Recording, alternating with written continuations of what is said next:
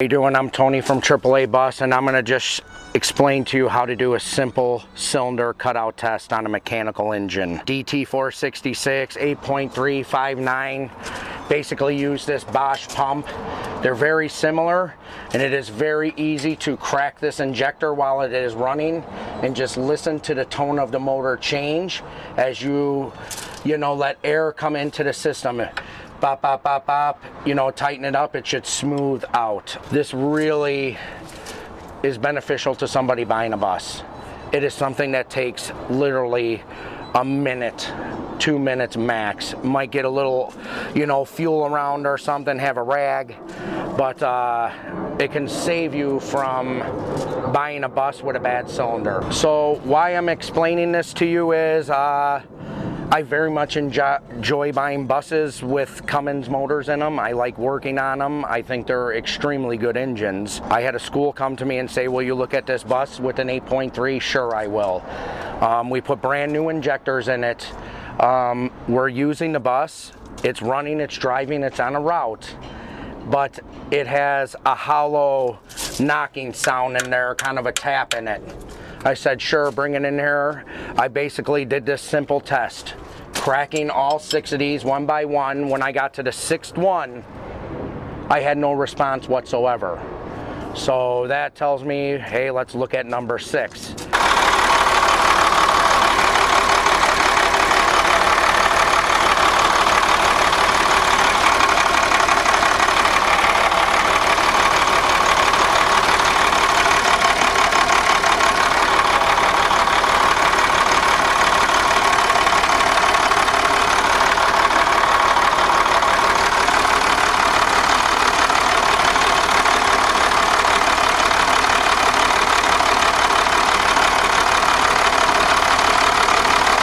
Subtle, but you could just sit there and feel it.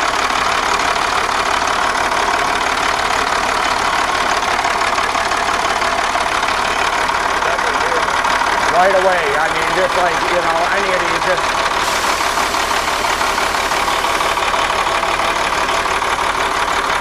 it's a very, very simple. Is there fuel coming through the line? Yes, there was. So now we went to the next part of it, and that was, let's pull the injector and take a look at it. So we'll walk over here and we're going to show you the injector on what it looked like. The school did put brand new injectors in this, and honestly, if they would have followed these steps, they wouldn't have had to buy the injectors for one, which later on it needed it, but we want to show you kind of why this happens here. So this is the piston that we pulled out in a number 6 cylinder. This piston here, they were using this bus, they were running it. So what happened to this is the injector tip broke off and fell into the motor. This piston did a good job of processing this thing, pulverizes it in there. This is the nice thing about, a Cummins 8.3. It is a wet sleeve engine. This cylinder is removable, replaceable, just like this is. Hey, I can get a cylinder kit that contains a piston and a sleeve. That's the really nice thing about this type of engine. A dry sleeve engine, if something like this happened, we're talking about completely disassembling the engine, taking it to a machine shop, and having them press a sleeve into the cylinder. Pretty costly. 3126 is a dry sleeve motor, and an 8.3 is a wet sleeve. DT466 is a wet sleeve. So when we talk about that, that's why it's so crucial to pay attention to just performance. Like a 3126, I do not think it's a bad engine. They are good motors, and when they run right, they run very well. If they're having, an injection pump problem, where it could be related to pressure, or same thing with the injector is having an issue, you want to stop that right away, because what happens with that is you end up scoring these cylinders inside here. And if you can look inside this, I don't know if we could get a good shot of that's in there, but you can see this scoring in here, and I mean, that is just purely loss of compression. And we're dealing with diesel engines that are running solely on compression, especially if there's no computer present. When this motor is started, In this particular engine, once it is running, it runs with it's capable of running on its own power.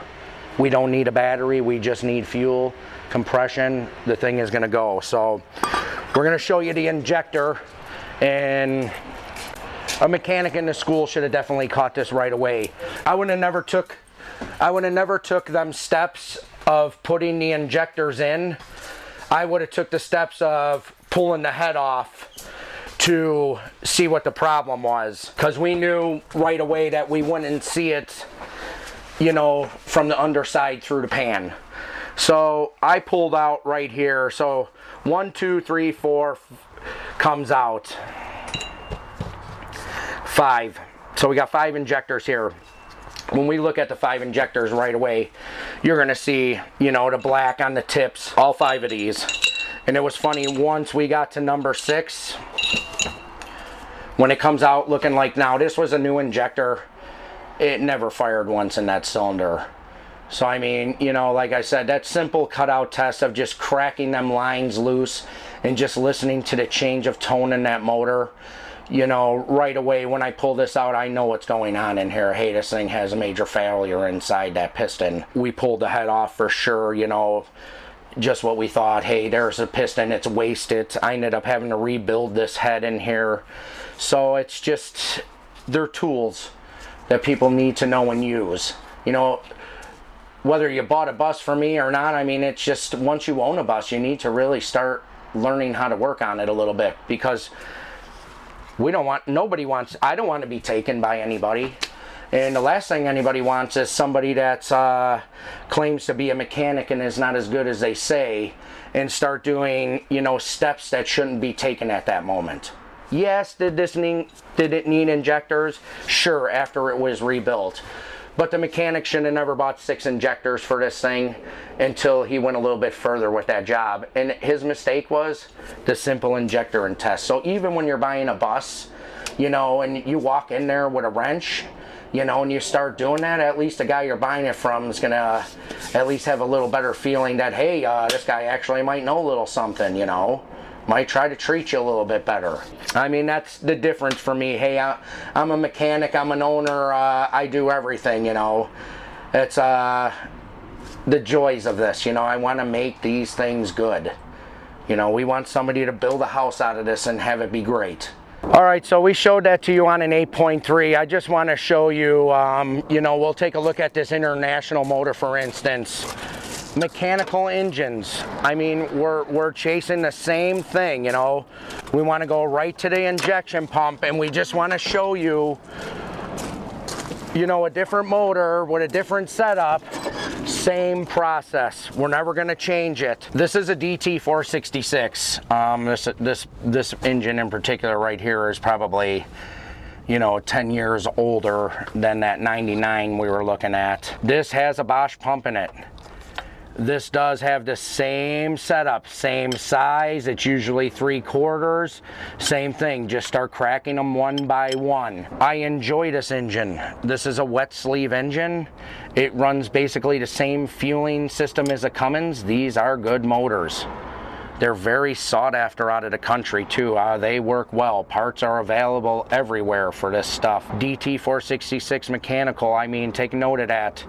Mechanical engines are getting much harder to find, you know, because the ever growing popularity of computers isn't going to end. So I'm a fan of mechanical engines, and this is good. So it's a very easy way to test this thing. I can stand right here and do all 6 cylinders quickly and easily.